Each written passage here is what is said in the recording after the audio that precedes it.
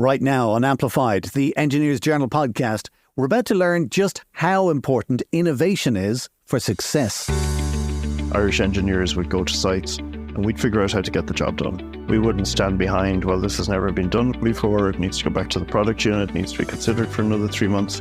Ireland has always had that little bit of a scrappier edge to us, as well as delivering quality.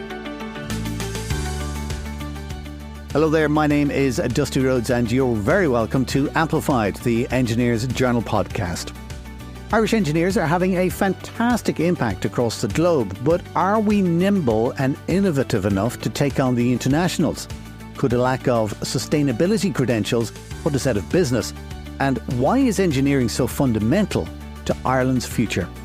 Our guest today is one of the country's most prestigious engineers who works tirelessly to promote Irish enterprise on the international stage and is about to give us some great insight. I'm delighted to be joined today by a fellow of Engineers Ireland and the current Chief Executive Officer of Enterpriseireland, Leo Clancy. Thanks for coming on. Thanks, Justy. It's a pleasure to be here. So listen, you're an engineer at heart, Leo, and a fellow of Engineers Ireland. Tell us a little bit about your career in engineering. I came to engineering accidentally, actually, which is interesting because the only reason I picked it, I wanted to be a vet, but the Leaving Cert points were never going to get me there.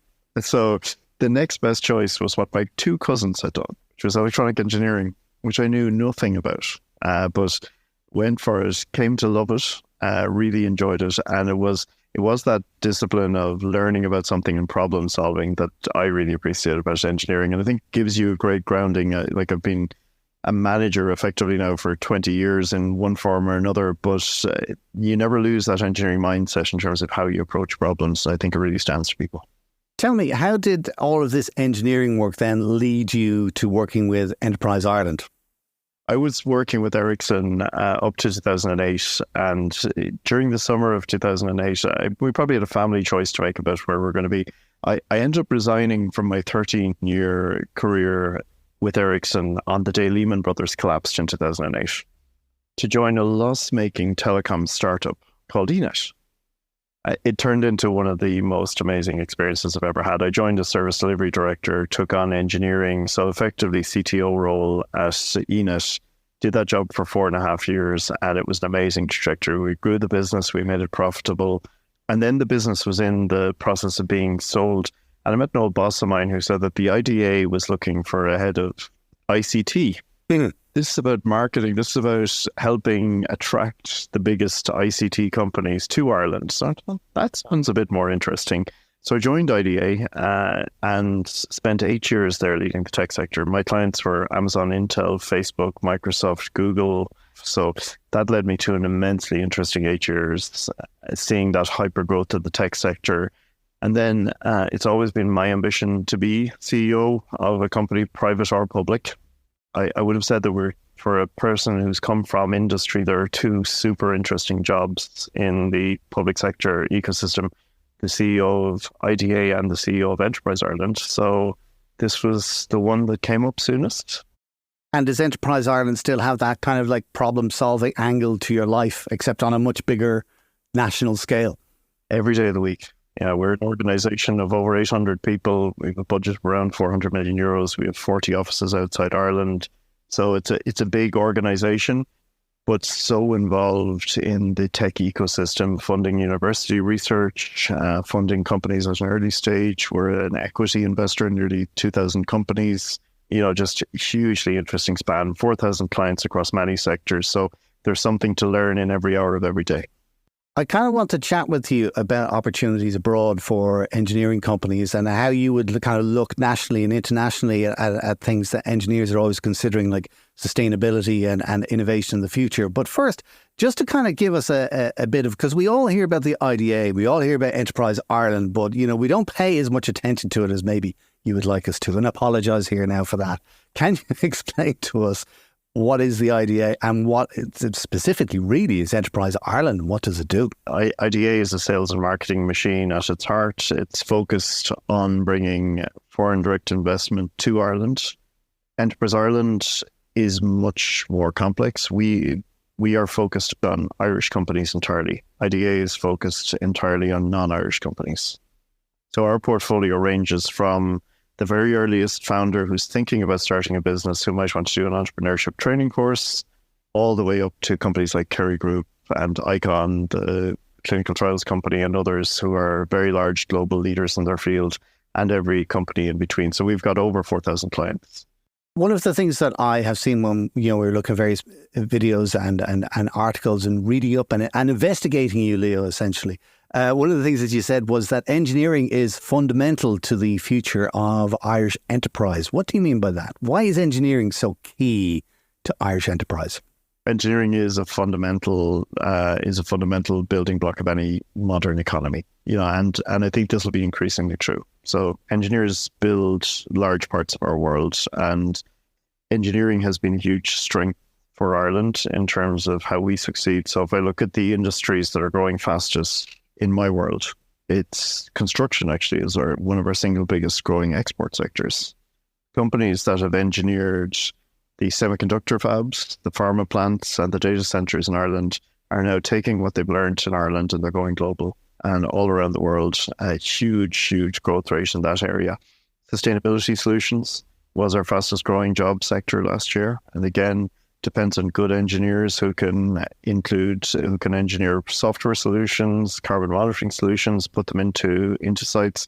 And life sciences, really fast growing sector. We have hundreds of innovative young life sciences companies that are growing very fast. Now, I think the scientific community probably wouldn't thank me for not including them also, in addition to engineers.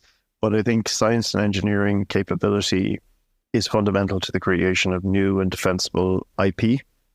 If you want to succeed in a very competitive global market, you need to have products that are unique, defensible in global markets, and give you a competitive edge. And I think for Ireland as a knowledge economy, we need to re-emphasize the importance that engineering and science at the core of our industrial solutions.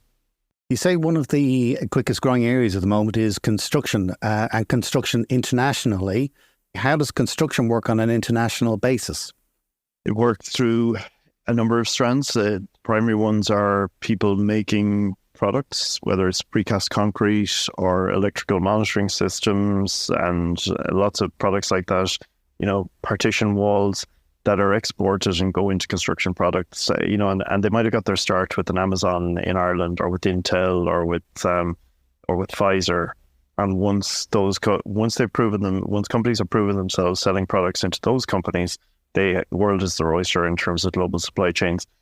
The other really fast growing one is people. So the people who built those projects in Ireland, we had a great announcement from HMV a few weeks ago where they were adding 700 jobs around the world, including 400 in Ireland, to serve global electrical and data center projects. And they're a mechanical and electrical contractor. Their core competence is the people that they provide to project manage and install electrical solutions in very large clients. So our people traveling out on a contract basis to be part of a build project, and people that they will hire locally if there's a pipeline of business that can keep going locally, and complementing those two. So product and people exports are the two elements of it. And what is it about engineering here in Ireland that makes it so appealing abroad?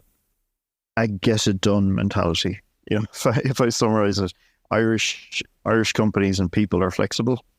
We know how to roll with things. Problem solving is at the core of how we think about things. And when I worked at Ericsson, this was also true. Irish engineers would go to sites and we'd figure out how to get the job done. We wouldn't stand behind, well, this has never been done before. It needs to go back to the product unit. It needs to be considered for another 3 months. Ireland has always had that little bit of a scrappier edge to us. And that shouldn't be confused with low quality, because it's not.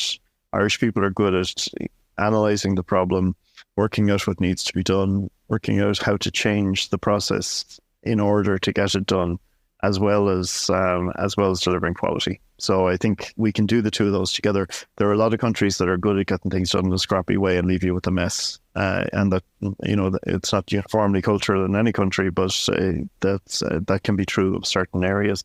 There are other places where the culture is that you follow a process regardless of the difficulty it causes.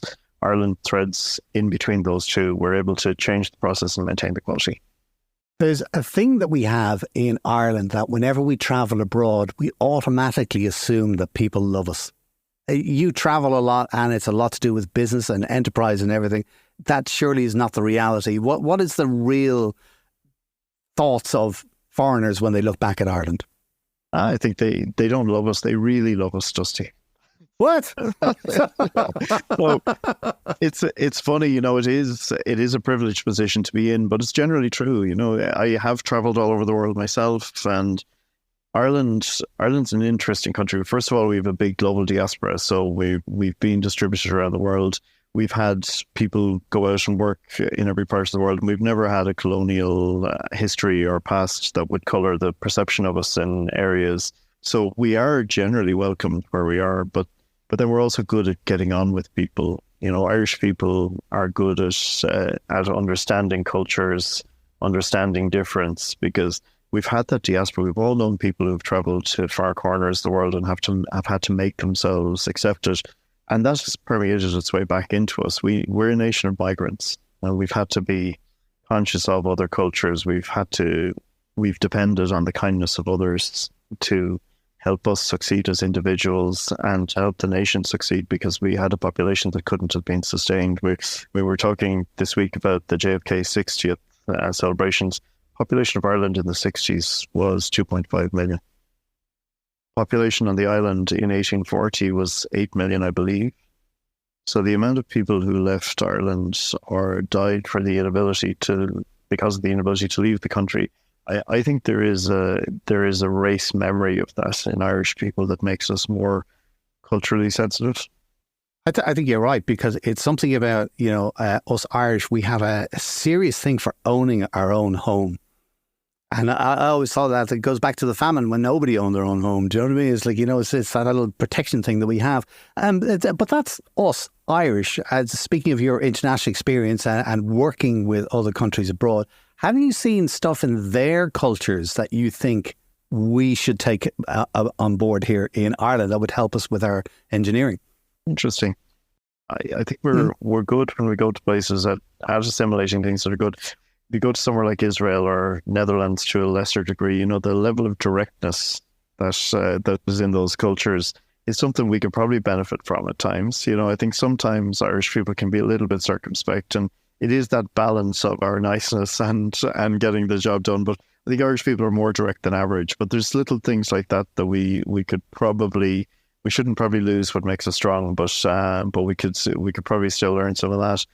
If you look at a society like Germany, you know, where the focus on and value on engineering is so strong and so pervasive, I think we certainly bring back more of that cultural respect for engineering, actually. And I'm not just saying that because I'm on Enterpriseireland podcast today.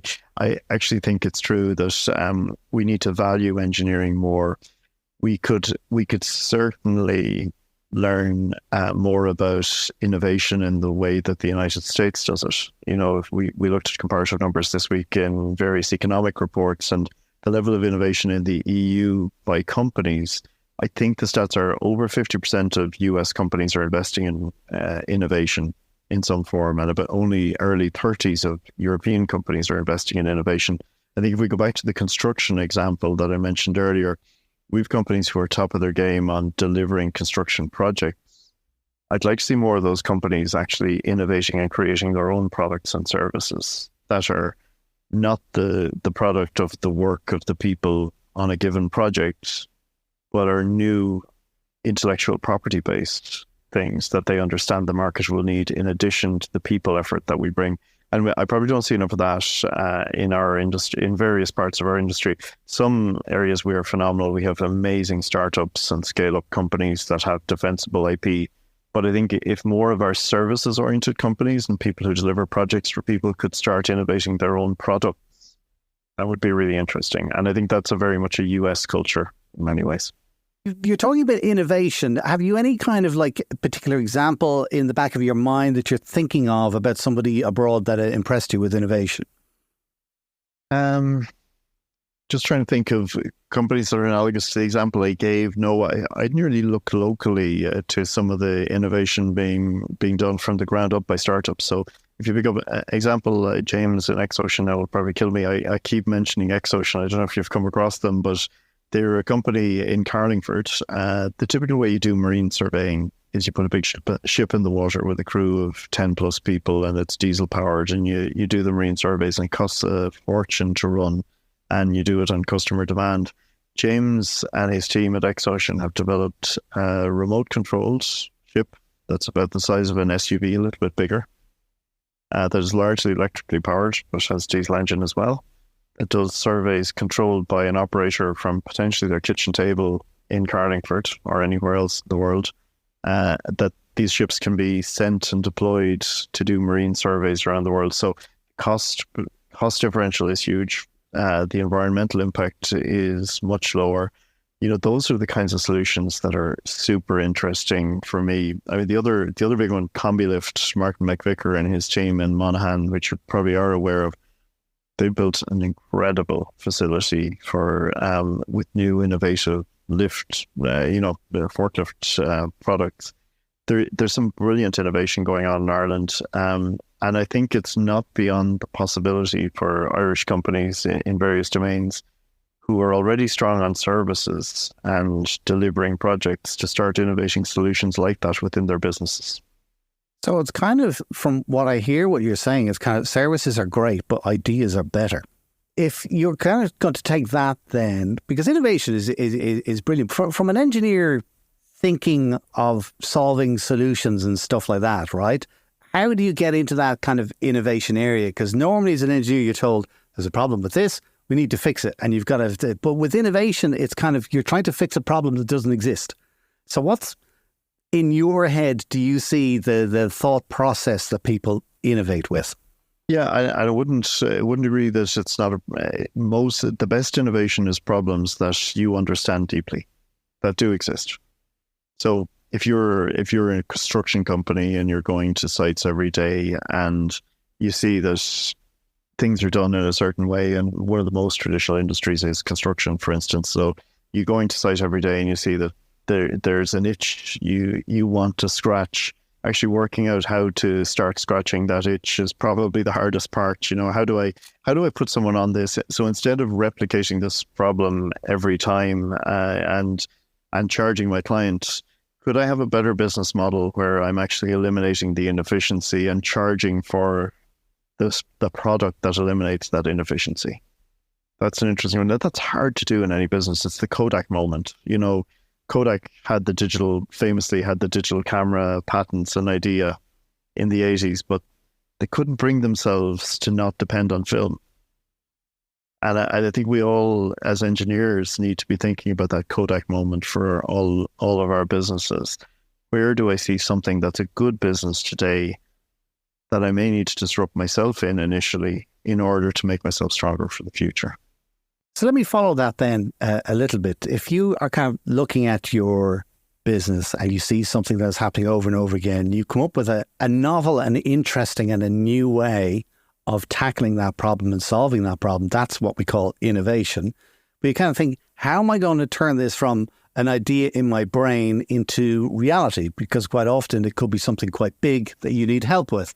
Is it at this stage that you approach Enterprise Ireland, or should you do something else first before we start knocking on your door? As early as you like, and as early as possible, I would say. So if you look at, and I have some examples in my head, I don't want to use them because I'm not sure at what stage they're at, but we have consultancy companies that have done a number of things. They've either come to us for, so one really simple thing we can do, if you have an idea and you don't have an engineer, if you don't have, let's say you're a construction company and you don't have a software person, you can go to a university, we can give you a €5,000 voucher to spend with the university to get a prototype built.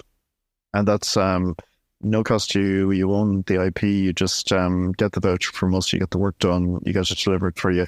You can go higher than that. Once you've done that, you can build that up into an innovation partnership where you can get up to 65% of the cost of a much larger project done. And this is before you have to commit any full-time permanent people beyond people who can interact with the university on the idea. If you think you have people on staff who can do it, we can help you with an initial feasibility grant to actually explore that idea in detail. And they'd be very substantial. So you could put a few people on this for a year or two So that's the scale of where we can help early. Some companies I do see where they have a services business, they don't want to distract focus from the core, which is right in many cases. They spin out a company. So they'll create a new entity, which we can also get behind as a potential co-funder with equity or other ways. So they're de-risking from the core, but they're also giving a bit of headspace and potential to the people who are in that company, and potentially giving some benefit to the people who go with that idea that they might have turn out of that new business in return for their effort. So there's any amount of ways. But Dusty, thank you for the question, because you said it effectively in your question. Come to us as soon as you have an idea. We really want to see innovation probed and explored by companies as early as possible.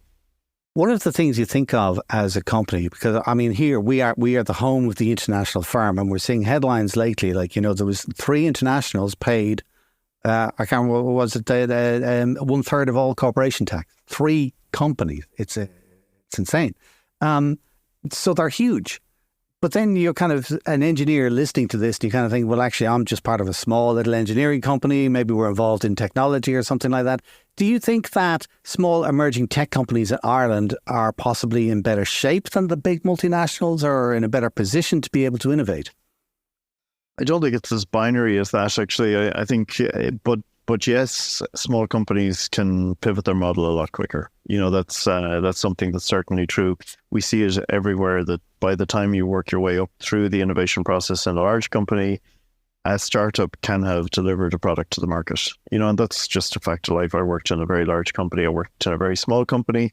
I went from a 100,000 person company to a 30-person company in 2008, and the difference is brilliant. And I think small companies often don't realize that superpower that they have. I think large companies can eventually do whatever they want. We talked about this recently with ChatGPT and GPT-4 and large language models. Large companies own a huge amount of compute power, but they will take longer to come to market with solutions. Small companies, and we've seen this with OpenAI, can actually move faster. Where they will get stuck potentially is on the resource needed to scale up an idea. But depends on the domain you're in. If it's large language models and AI, much harder to scale it up because there's a global scarcity of NVIDIA chips at the moment. So you're going to hit a barrier, not to mention the money required. But in most other domains, small companies can move fast. I think it can be a much bigger proportional bet though. So just understanding what you're getting yourself into, planning for it, making sure that the financial model behind what you're setting out to do is clear.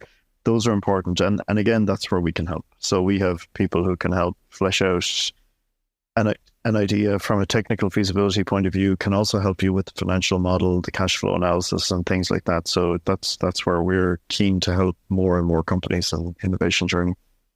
And now thinking about all this and, kind of the agility of being a smaller company and being able to experiment with ideas. And then there's support from Enterpriseireland.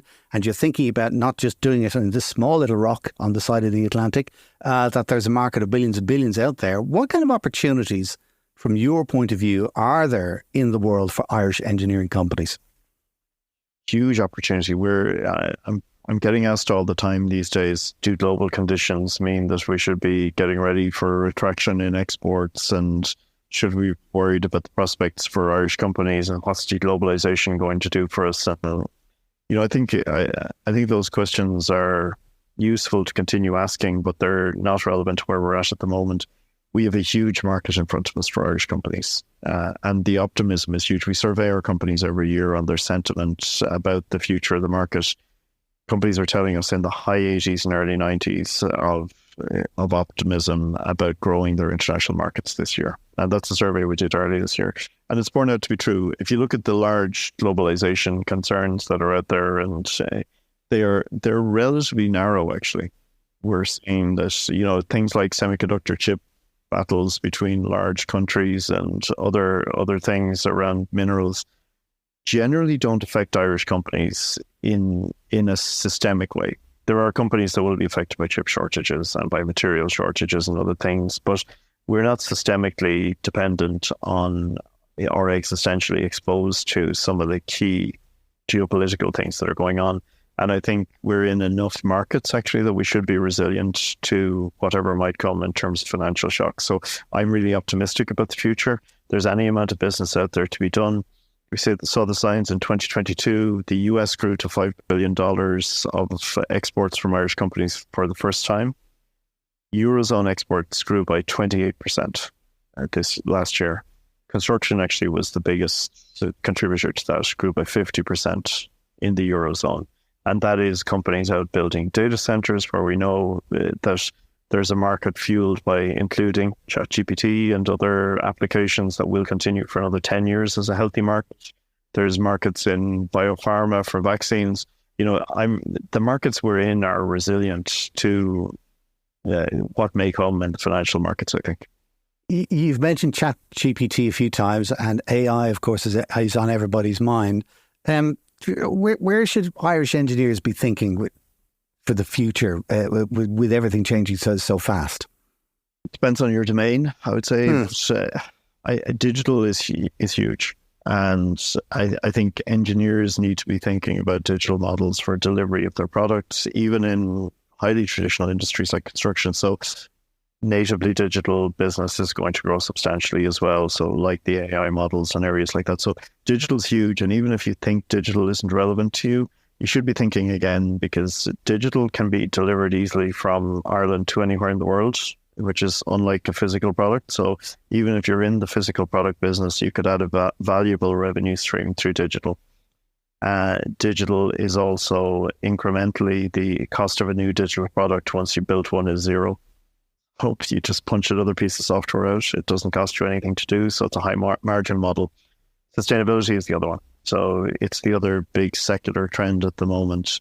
But it's right. I mean, there is going to be a revolution. Regardless of what happens with financial markets, we're going to see continued and vastly increasing investment in sustainability. So that is certainly something that every company should be looking at as an opportunity, but also as a threat. If companies don't have sustainability plans and verifiable ones for their businesses, they will be out of business in 3 to 5 years' time. No one will buy from a company that doesn't have a good ESG plan and that can't verify their own sustainability credentials. It's only a matter of time. When you say verifying your sustainability credentials, what kind of, is this literally a certificate on the wall, or what do you mean by that? That won't be good enough. So you can't just achieve a certificate and call it done. You've got to be able to, for instance, be in control of your scope 1, 2, and 3 emission levels. You've got to understand your supply chain in terms of where the products came from, what environmental impact they had, both on carbon and on even things like labor conditions, sources of the finance that you use to build your business, and all the other aspects on environmental, social, governance. You've got to be able to prove through your supply chain that you are not negatively impacting your customers. So the large customers of all of our Irish companies will demand that they can show that they're not negatively affecting their own environmental stance, and they will go deep. If they haven't gone deep so far, they will go deep in audit terms into your ESG credentials and will want to see evidence that you can stand over them. So cert on the wall is a nice start, but it's not going to get you there. Unfortunately, we can help with that. We have, for instance, a climate and sustainability voucher, which we can give companies 2 days consulting that's fully covered, that helps have a first look at how you stand on this. So it's €1,800, just helps you take a good look at yourself. We then have various stages of green transformation program that we can bring to bear for companies. So you can get Green Start, Green Plus, Green Transform, which helps you actually bring in consultants into your business and work with you through that entire chain, train your people. So that's an offer we have. It's undersubscribed, Dusty, at the moment. People aren't coming to us for this money, and it's a high level of support, 100% covered at that small voucher level, 80% at the next level, 50% after that. So, and we're not seeing the demand for it. Well, let me ask you, because everybody's talking about sustainability, but I don't think an awful lot of people really understand it. And you're saying that it's undersubscribed. Why is it undersubscribed? I think people are very busy. And I know that sounds like a terrible excuse, but we've had Brexit, we've had COVID-19, we've had the Ukraine crisis, we have more Brexit coming, we have globalization and supply chain shortages and shocks, inflation and pricing and all those things. So companies, like I have huge empathy and sympathy for SMEs in the middle of all that, because most do not have a big superstructure of admin people who can take on loads of extra stuff. They're struggling to survive. So I think there's a real risk that this is being deprioritized because of time as well as understanding. And I think that's where we can help, though. We can help with some of that light touch consultancy that can come in and help with some of the explanations. But that's why it was so forceful, really, in my description of what will happen to people in their markets if we don't get this right, because this is an existential threat. The day will come when you receive a tender that you won't be able to respond to that might be fundamental to the future of your business, and that day is coming. It's like having a tax clearance cert. If you can't rustle one up within 24 hours, you're dead, kind of a way. So you need to have something along the same way with sustainability. So I get what you're saying in that it's a threat. If you don't look after this, well, then that's going to cause you big problems in the next 2, 3, 5 years. If you do look after it, it's opening up huge amount of opportunities. But what is the actual impact when we look at sustainability on an engineering point of view, or within an engineering business? What impact is that actually having in real world sustainability? Yep. So depends. Generally for businesses, if you have a sustainability plan, it'll make you better in terms of how you do your work. Never mind meeting your customers' expectations.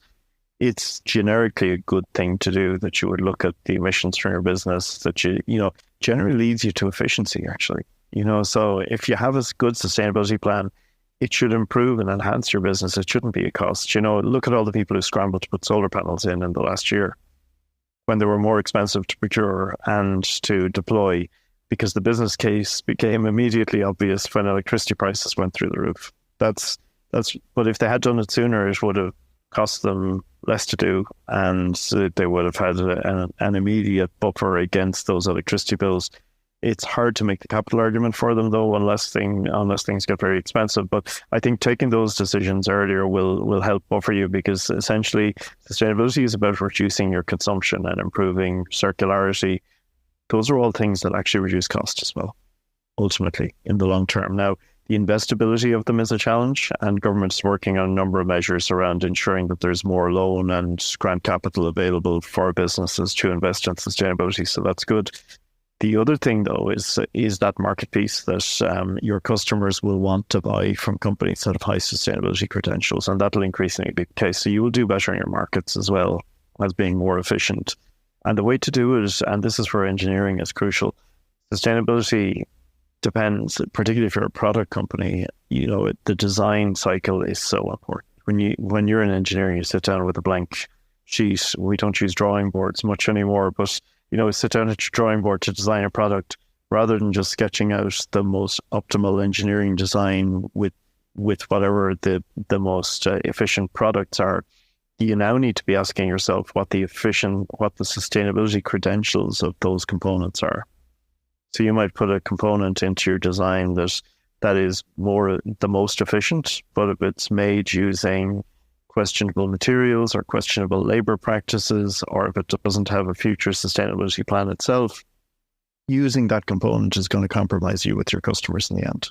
It's also going to compromise you potentially in terms of cost if it's not sustainable. So these are really good questions to ask generically, even if they're hard ones to get your head around early on. And engineers are vital to this. The design process and ensuring that you have this thought out in advance is probably the fundamental one. I think that's kind of going back to a lot of what you have been saying, is that you take a small idea or a small change somewhere like that can grow. And it can grow through your business here in Ireland, and it can grow internationally, and it's good. Can I ask you just kind of about the future? Because engineers are very curious kind of people, like to look at the big picture. You had said that 2022 was a record year for Enterpriseireland. Do you think we're going to be able to keep up that momentum over the next 3-5 years? That's the quote. I hate making predictions, especially about the future. So I suppose just one clarification, and I always rush to clarify this, is 2022 was a record year for our clients. We don't have record years, our clients do, and and we're here to support and serve. So So I think it's an absolute testament to Irish business that we've had that record year, and we had a record year in 21 as well on exports. So Irish business performed so well during the pandemic. I'd be very optimistic about where we're going in the future. I think, notwithstanding what may happen in the global markets, I think we're going to continue to see growth in Irish business exports and growth in jobs. Another big thing that's being talked about at the moment is Impact 2030. It's the government's research and innovation strategy. How is that being implemented?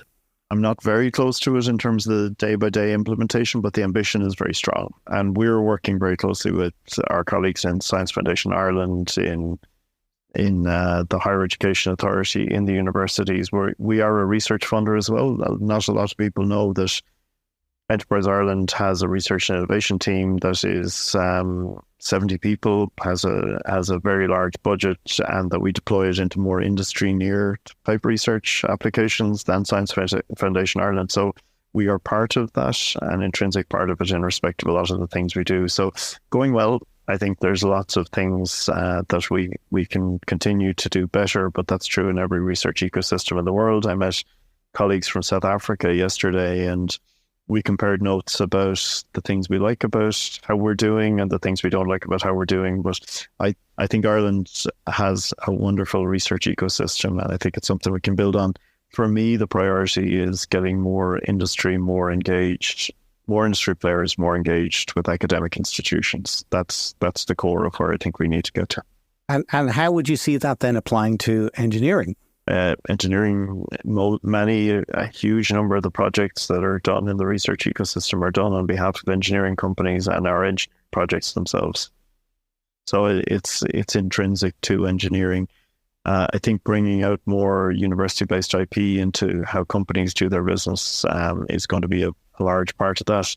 But I think companies get it. Actually, I was speaking to an engineer yesterday morning. He was in my old industry, actually, telecommunications, but he's an IP leader in a telecoms company. And he had a wonderful experience of having done his PhD, which was part funded by Enterpriseireland funding way back in the day in the early noughties, and was able to take some of that IP and create a spin-out company and bring that into an industrial environment and create global products. And that's the path. We have wonderful people and intellectual property in our universities.